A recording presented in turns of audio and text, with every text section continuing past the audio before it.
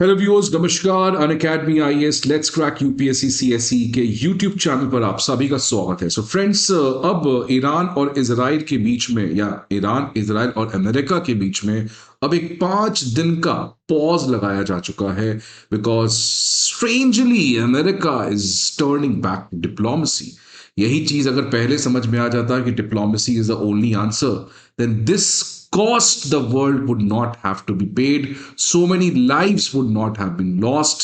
लेकिन अब चलो ठीक है, देर ही आया बट आया तो, that finally Trump has now resorted to diplomacy की बातचीत होगी। इनफैक्ट ट्रंप ने तो ये कहा था सारे लीडर्स को मैंने मार ही दिए हैं, सब तो खत्म ही हो चुका है, तो आखिरकार ये बातचीत किससे होगी, राइट? अब जिससे भी होगी ये हमारे लिए इंटरेस्टिंग नहीं है, कहां पर होगी, कौन ये बातचीत करवाएगा, ये हमारा कंसर्न है।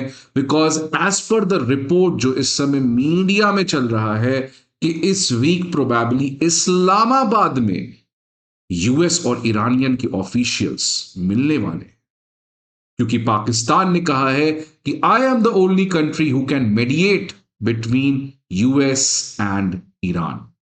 इकोनॉमिक टाइम्स की एक खबर है, आर्मी चीफ असीम मुनीर ने ट्रंप से बात किया संडे को। उसके बाद पाकिस्तान के प्राइम मिनिस्टर शहबाज शरीफ, ईरानियन प्रेसिडेंट मसूद पेशेश्कियान से बात किए मंडे को, और उसके बाद ही एक पर्टिकुलर तरीके का एग्रीमेंट बना कि यस, पाकिस्तान जो है वो मेडिएशन कर सकता है, और उसने अपने आप को सबसे स्ट्रांगली पिच किया है इस मेडिएशन टॉक के लिए, जो प्रोबेबली इस वीक इस्लामाबाद में हो सकता है। अभी ऑब्वियसली कोई कंफर्मेशन नहीं आया है। एएनआई की खबर है कि white house press secretary Karoline Leavitt से जब ये पूछा गया तो उन्होंने कहा कि एक सेंसिटिव डिप्लोमेटिक डिस्कशन है, ये बहुत ही फ्लूइड सिचुएशन है, मतलब इवॉल्विंग सिचुएशन है, और इस तरीके से जो भी बातचीत चल रही है इसको हम प्रेस के सामने रिलीज नहीं कर सकते हैं। तो ऑल्दो अभी ऐसा कोई कंफर्मेशन व्हाइट हाउस की तरफ से ऑफिशियली नहीं आया है, बट पाकिस्तान की मीडिया इस चीज को ऑलरेडी क्लेम कर चुकी है कि इस्लामाबाद में इस वीक मेडिएशन टॉक होने वाला है।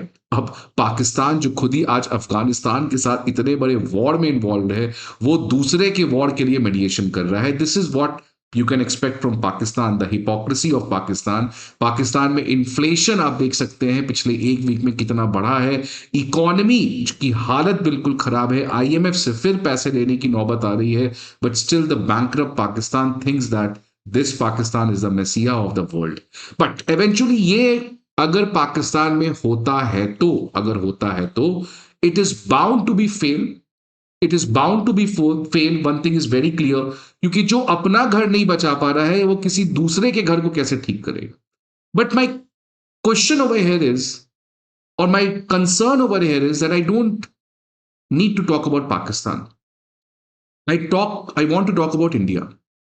पाकिस्तान तो ऑब्वियसली नहीं कर पाएगा, but why India is not doing anything for mediation? Because UAE के एम्बेसडर, फिनलैंड के प्रेसिडेंट, उन्होंने क्या कहा?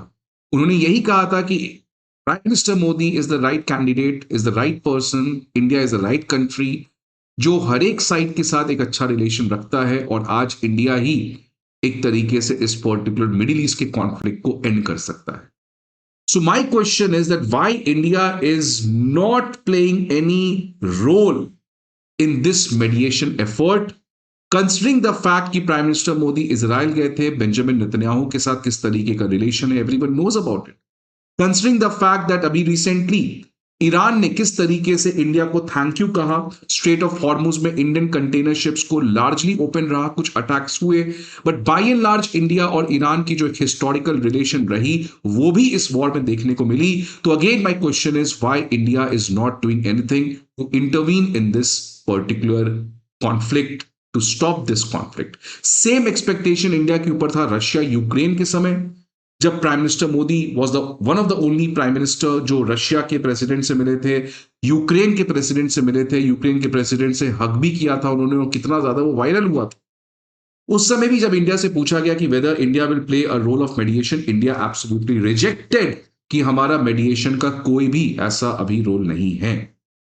तो ये जो आज वर्ल्ड की एक्सपेक्टेशन हमेशा से लगाई जाती है कि भारत जो अपने आप को एक विश्व गुरु की तरह क्लेम करता है, क्यों नहीं भारत मेडिएशन करता है? Because world wants India to mediate, because India is uniquely position to act as a bridge. आज आप देखिए India have strong relation with Americans, Israelis and Iranians. और हमेशा से हमारा policy equi distance, non alignment, strategic autonomy जो भी कह ले आप। तो इसलिए आज इंडिया के पास एक अपॉर्चुनिटी था जो बहुत लोग कह रहे हैं कि इंडिया ने इसको यूज नहीं किया। लेकिन क्या इंडिया के फॉरेन पॉलिसी मेकर्स को यह नहीं पता है कि मेडिएशन करना है? Right, because the cost of मेडिएशन is also very serious. मेडिएशन कोई आसान चीज नहीं है। आप ये मत सोचे कि मेडिएशन करना ठीक है, वर्ल्ड तो खुश हो जाएगा इंडिया मेडिएट कर रहा है, बट हो सकता है इंडिया ही इस वॉर में ना फंस जाए। याद है श्रीलंका में कैसे इंडिया ने इंटरवीन किया जब श्रीलंका की सरकार वहां की एलटीटीई प्रभाकरण से लड़ रही थी, और उसमें क्या हुआ? राजीव गांधी जी का असैसिनेशन। सो मेडिएशन करना ये कोई आसान काम नहीं है, और इसीलिए इंडिया जो है इट इज होल्डिंग बैक।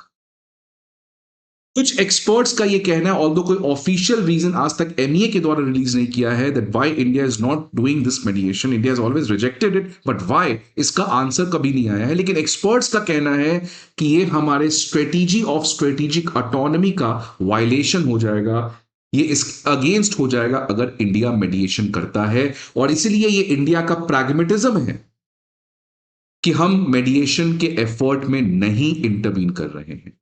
तो आखिरकार मेडिएशन क्यों नहीं कर रहा है भारत? इसके 4 मेजर रीजंस हैं। इनफैक्ट 5 रीजन है, 5वें पे मैं आऊंगा, वो सबसे बड़ा रीजन है, बट पहले 4 रीजन आप समझ लें। पहला reason, mediation would force India to take clear positions और propose solution which risk alienating on one side. जब भी आप मेडिएट करते हैं तो आप एक पक्ष की बात दूसरी तरफ रखते हैं, दूसरी पक्ष की बात उसकी तरफ रखते हैं, और साथ ही साथ अपने सुझाव को भी रखते हैं, अपने सॉल्यूशंस को भी प्रपोज करते हैं, अपने सजेशंस को भी रखने का काम करते हैं। बट डू यू थिंक आज के इस पोलराइज वर्ल्ड में आप कोई जेन्युइन सॉल्यूशन दो और दूसरा कंट्री ये ना समझे कि आप उसकी फेवर कर रहे हो? तो इसीलिए भारत जो हमेशा से स्ट्रेटेजिक ऑटोनॉमी की बात करता है, अगर हम मेडिएशन में गए तो ये बहुत ज्यादा चांस है कि दूसरा कंट्री हमें बायसनेस की तरह से देखे कि India is speaking for someone else, India is becoming proxy for someone else. क्योंकि आज वो वर्ल्ड नहीं है जहां पर आप विजडम की तरह बात कर सकते हैं, आप जेन्युइन बात कर सकते हैं, because the moment you speak the other people starts to जज यू। और इंटरनेशनल रिलेशन में जिस तरीके की सिचुएशन है आज, that's why India is not doing it, because you have to be a mediator, you have to propose solution, you have to take suggestions, you have to give suggestions, and that simply leads to India although India join nahi karega, but the other people, the other country might think that India is someone proxy. The second is कि India के पास diplomatic leverage नहीं है और साथ ही साथ neutrality का perception नहीं है। डिप्लोमेटिक लेवरेज का मतलब क्या हुआ कि अगर आप मेडिएट कर रहे हैं तो आपके पास कैरेट एंड स्टिक अप्रोच होना चाहिए। कैरेट का मतलब चलो ठीक है, तुम लड़ाई रोक दो, मैं तुम्हें मदद करूंगी, नहीं रोकोगे सैंक्शन लगा देंगे। इंडिया के पास आज दोनों चीज नहीं है कि इंडिया इस पर्टिकुलर वॉर में या रशिया यूक्रेन वॉर में कैरेट या स्टिक यूज कर सके।